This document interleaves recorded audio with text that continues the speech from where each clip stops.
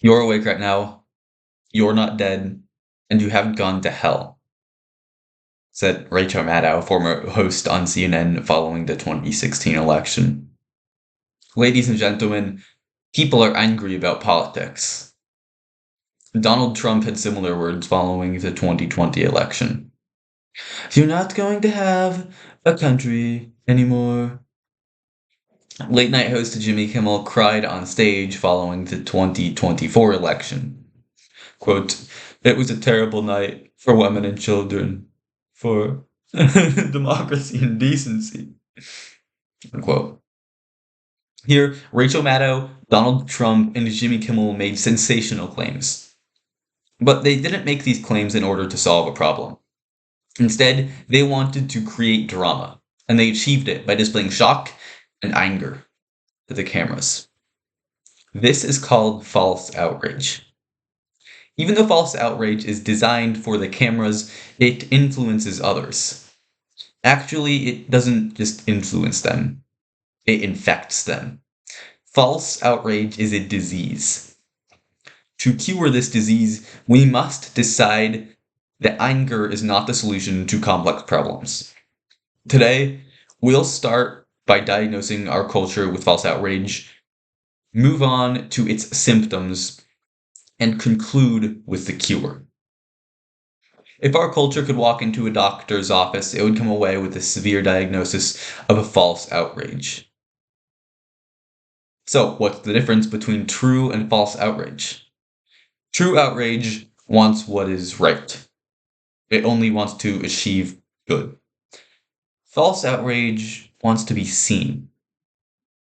A perfect example is in George Orwell's dystopian novel 1984, where the communist regime mandates a daily practice known as the 2 minutes of hate.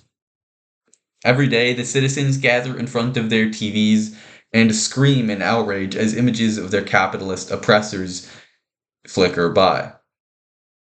The citizens achieved nothing with their anger.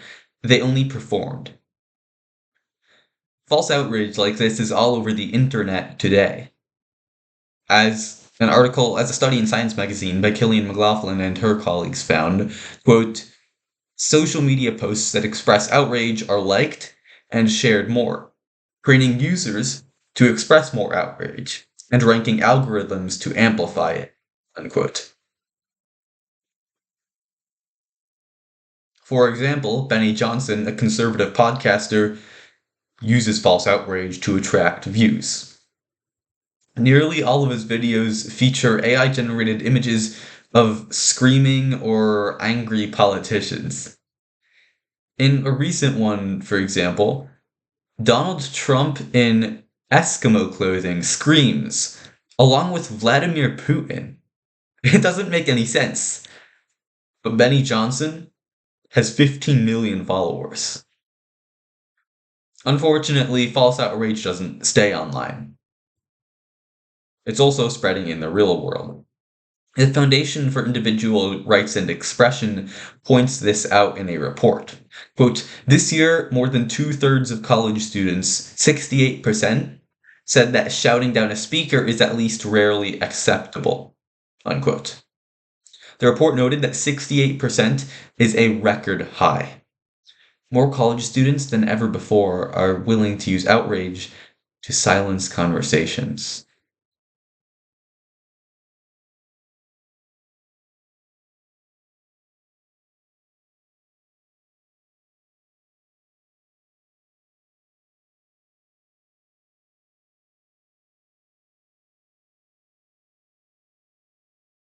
This happens all around us.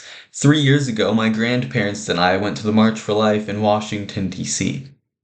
When the march ended, I decided to keep my poster as a souvenir.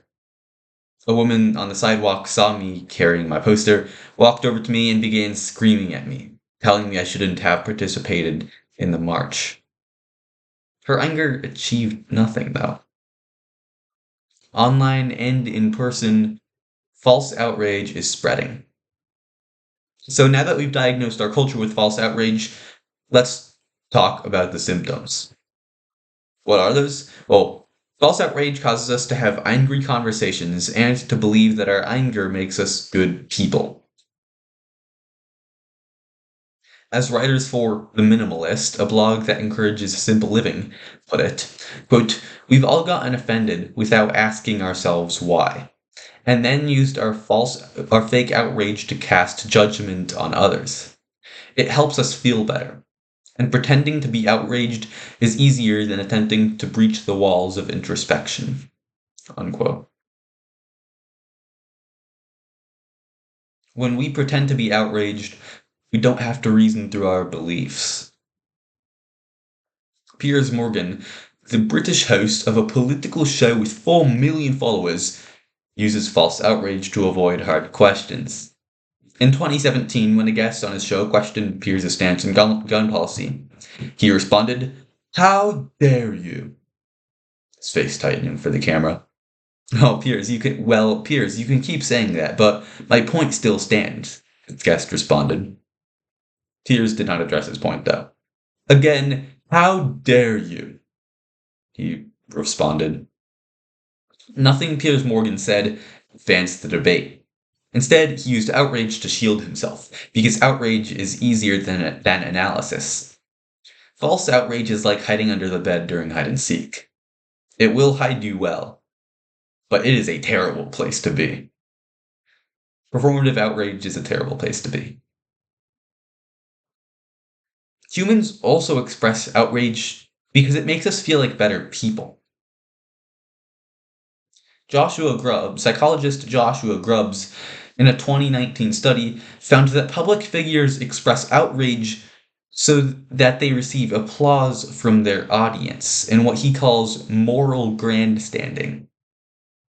When public figures condemn some far-off event, they receive praise for their bravery and courage. Stephen Colbert, another late-night host, has done exactly that. When Donald Trump held a rally at Madison Square Garden in New York City, Colbert said on his show in response, quote, "Well, I'm sure it was just a coincidence, but in 1939 they held a pro-Nazi rally there," unquote. With this, Stephen Colbert insinuated that Trump is pro-Nazi. Having created a straw man out of Trump, an evil Nazi, Colbert spared no words, swearing at Trump live on national television.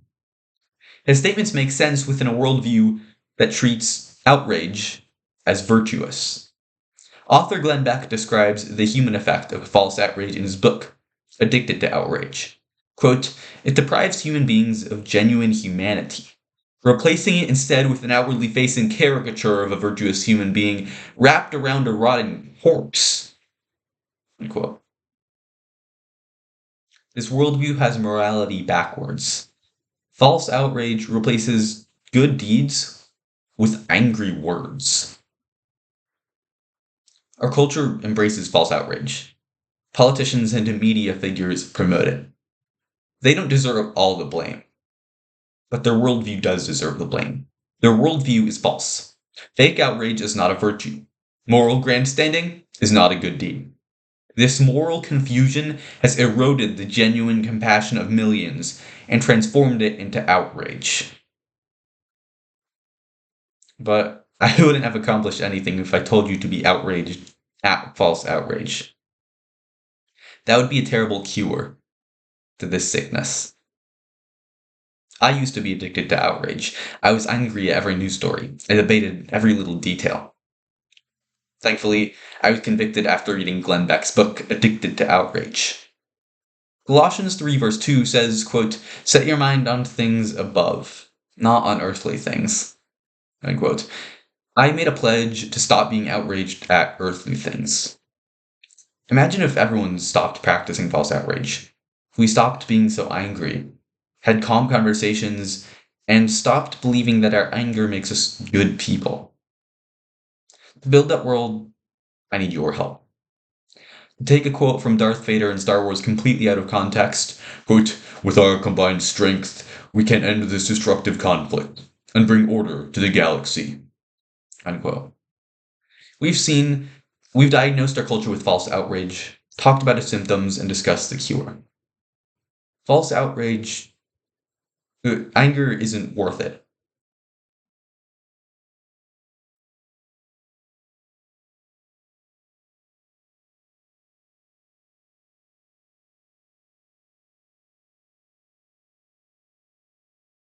You won't improve the world by being angry. Focus on something higher than the next controversy. You have a whole life to live. Don't waste it being angry.